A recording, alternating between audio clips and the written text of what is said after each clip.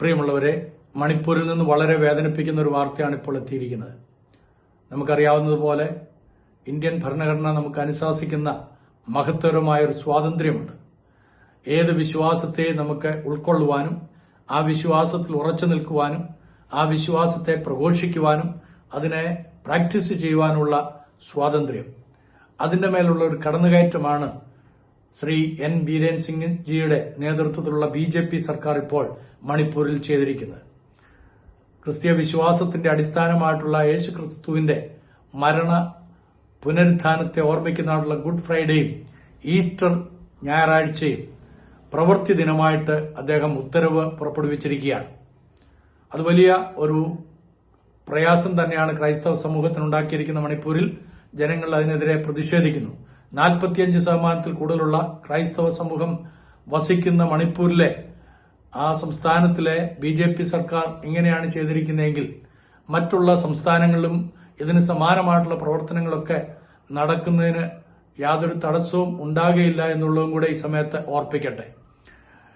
ഈ സ്വാതന്ത്ര്യം ക്രൈസ്തവർക്കുള്ള, അവർക്ക് പ്രവർത്തിക്കാനും ജീവിക്കാനും സംസാരിക്കാനും വിശ്വസിക്കുവാനും പ്രചരിപ്പിക്കുവാനുള്ള അവകാശം, അത് മറ്റുള്ളവർ നമുക്ക് തരുന്നതല്ല, മറിച്ച് അത് നമ്മുടെ ഭരണഘടന തന്നെ നമുക്ക് തരുന്നതാണ്.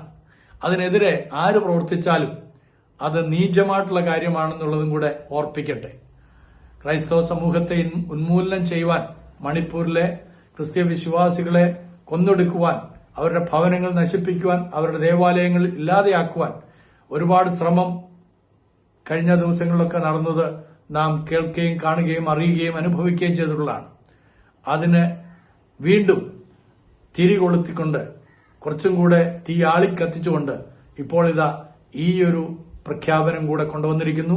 ഗുഡ് ഫ്രൈഡേയും ഈസ്റ്റർ സൺഡേയും പ്രവൃത്തി ദിനമായിക്കൊണ്ട് 30 വെള്ളിക്കാശിന് ക്രിസ്തുവിനെ ഒറ്റിക്കൊടുത്തായിട്ടുള്ള ആളുകൾ അവരുടെ ആ നാണയത്തുട്ടുകൾക്ക് വേണ്ടി ക്രിസ്തുവിനെയും ക്രിസ്തു സഭയെയും തള്ളിപ്പറയുവാനും ഒറ്റിക്കൊടുക്കുവാനും ശ്രമിക്കുമ്പോൾ ഓർക്കുക, ഇത് കർത്താവിനോട് നിങ്ങൾ ചെയ്യുന്ന ഏറ്റവും വലിയ പാതകമാണ്.